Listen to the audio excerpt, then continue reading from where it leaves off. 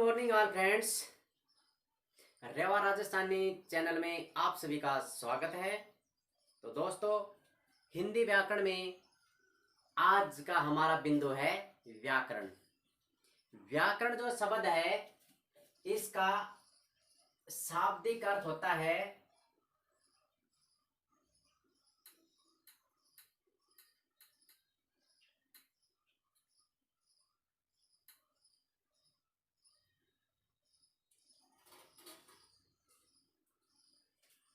विश्लेषण करना। विश्लेषण का अर्थ होता है उसके बारे में संपूर्ण जानकारी देना, किसी शब्द के बारे में, किसी पद के बारे में, किसी वाक्य के बारे में, किसी वर्ण के बारे में। तो अब इसकी परिभाषा देखिए। जो शास्त्र हमें किसी भाषा के शुद्ध लिखने और शुद्ध बोलने के नियमों का बोध कराता है उसे व्याकरण कहते हैं। किसी भी भाषा को शुद्ध लिखने, शुद्ध बोलने या पढ़ने का ज्ञान जिस शास्त्र से होता है उसे हम व्याकरण कहते हैं। दोस्तों, व्याकरण के जो रचनाकार हैं वो हैं महर्षि पाणिनि। महर्षि पाणिनि ने अष्टाध्यायी पुस्तक की रचना की थी। अष्टाध्यायी के अंदर महर्षि पाणिनि ने 3995 सूत्र लिखे थे। यानी कि उन सूत्रों के माध्यम से हम हिंदी भाषा को शुद्ध लिखना और शुद्ध बोलना सीखते हैं। आगे देखिए, व्याकरण के 4 अंग होते हैं। यानी कि व्याकरण के जो अंग हैं उनको 4 भागों में विभाजित किया गया है। पहला, वर्ण विचार। वर्ण का अर्थ क्या होगा? वर्ण की परिभाषा क्या होती है? मुख से निकलने वाली अखंड ध्वनि जिसके और टुकड़े नहीं किए जा सके, जिसे हम वर्ण कहते हैं। तो वर्ण के बारे में व्याकरण में क्या क्या बताया जाता है देखिए। वर्ण विचार में वर्णों के आकार, यानी कि हिंदी वर्तनी, हिंदी स्टैंडर्ड के अनुसार जितने वर्ण हैं, यानी कि स्वर हैं 11, व्यंजन हैं 33। प्रत्येक वर्ण की जो लिखावट है कि उसको शुद्ध कैसे लिखा जाए, उसका आकार कैसा होना चाहिए, ये हिंदी वर्तनी हमें बताती है। हम किसी भी अक्षर को अपनी इच्छा के अनुसार नहीं लिख सकते। शुद्ध वही माना जाता है जो हिंदी वर्तनी के अनुसार होता है। तो पहला उसका आकार, कि उसका आकार कैसा होना चाहिए। दूसरा है उच्चारण। जितने वर्ण होते हैं उन वर्णों के हमारे मुख के अंदर अलग अलग उच्चारण स्थान होते हैं।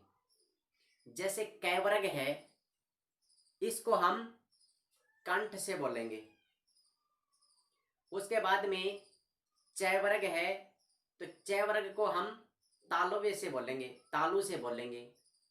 उसके बाद में टैवर्ग है, तो टैवर्ग के जो सभी वर्ण हैं उनको हम मूर्धा से बोलेंगे। उसके बाद में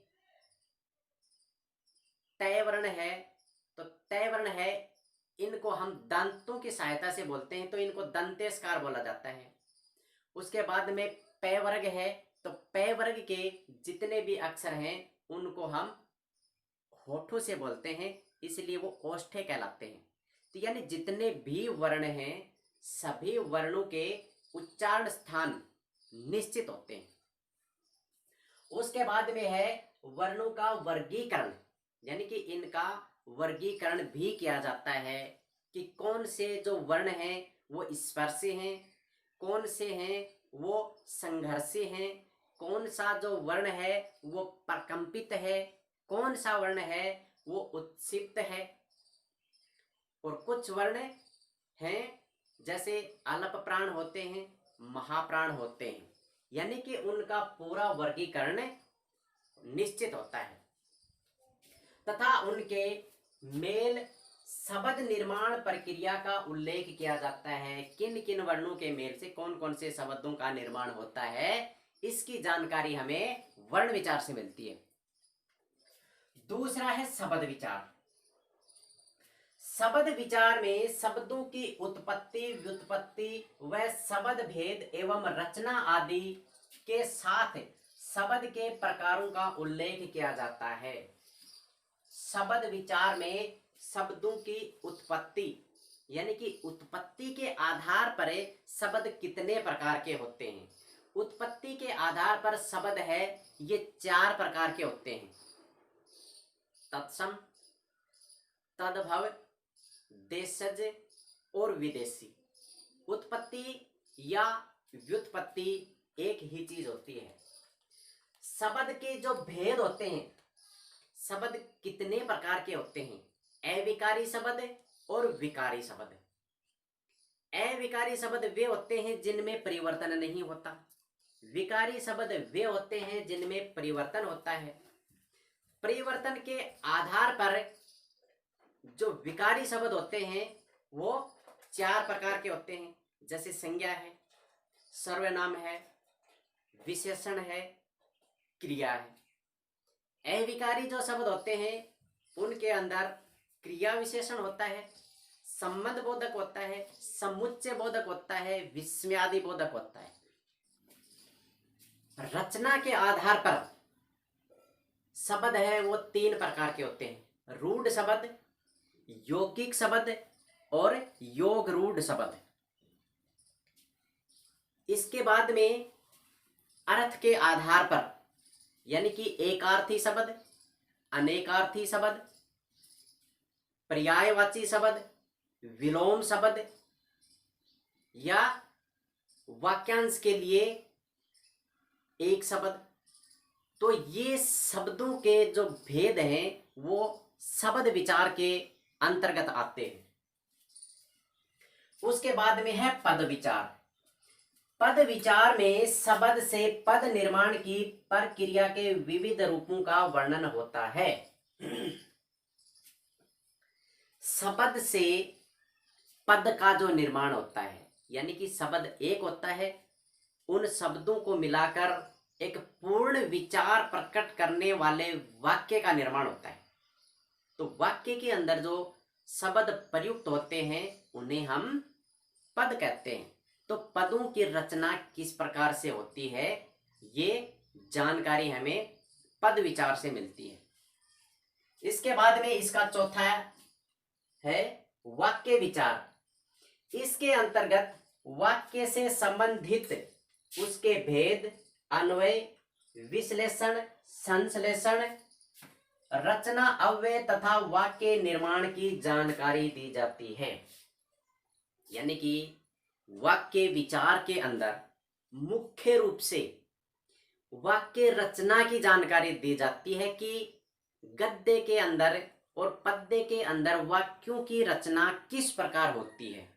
जिस प्रकार से गद्य रचना के अंदर जो वाक्य होता है, वाक्य की क्या परिभाषा होती है, सार्थक शब्दों के व्यवस्थित समूह को हमें वाक्य कहते हैं। और वाक्य निर्माण के लिए क्या होता है कि सबसे पहले कर्ता का प्रयोग होता है, कर्ता के बाद में कर्म का प्रयोग होता है और कर्म के बाद में क्रिया और क्रिया के बाद में सहायक क्रिया। ये वाक्य रचना के अंदर व्याकरण का नियम है। और वाक्य जो है सरल वाक्य होता है। सरल वाक्य के अंदर क्या होता है कि सरल वाक्य में कर्ता जो है उसका सबसे पहले प्रयोग होता है, उसके बाद में कर्म है और क्रिया का प्रयोग होता है। सरल वाक्य में एक ही वाक्य होता है यानी कि 2 वाक्यों को जोड़ा नहीं जाता, उसे हम सरल वाक्य कहते हैं। सरल वाक्य के बाद में होता है संयुक्त वाक्य। संयुक्त वाक्य वे होते हैं जो 2 वाक्य होते हैं और उन दोनों वाक्यों को किंतु, परंतु, लेकिन, तथा, अथवा और बल्कि आदि संयोजक अवयवों के द्वारा जोड़कर जो वाक्य बनाया जाता है उसे हम संयुक्त वाक्य कहते हैं। संयुक्त वाक्य के बाद में वाक्य का तीसरा प्रकार है मिश्र या मिश्रित वाक्य। मिश्रित जो वाक्य होता है उसके अंदर एक वाक्य प्रधान उपवाक्य होता है, दूसरा वाक्य है वो उस पर आश्रित उपवाक्य होता है। प्रधान उपवाक्य और आश्रित उपवाक्य के बीच में जो, सो, जिसकी, उसकी, जैसा, वैसा शब्दों का प्रयोग होता है, लेकिन प्रधान उपवाक्य पहले आता है और आश्रित उपवाक्य बाद में आता है। प्रधान उपवाक्य हम उस वाक्य को कहते हैं जिस वाक्य में कर्ता का बोध जो कराने वाला वाक्य होता है या उद्देश्य का जो बोध कराने वाला वाक्य होता है उसे हम प्रधान उपवाक्य कहते हैं। तो दोस्तों, हिंदी व्याकरण में व्याकरण का बिंदु आज यहीं समाप्त होता है। धन्यवाद।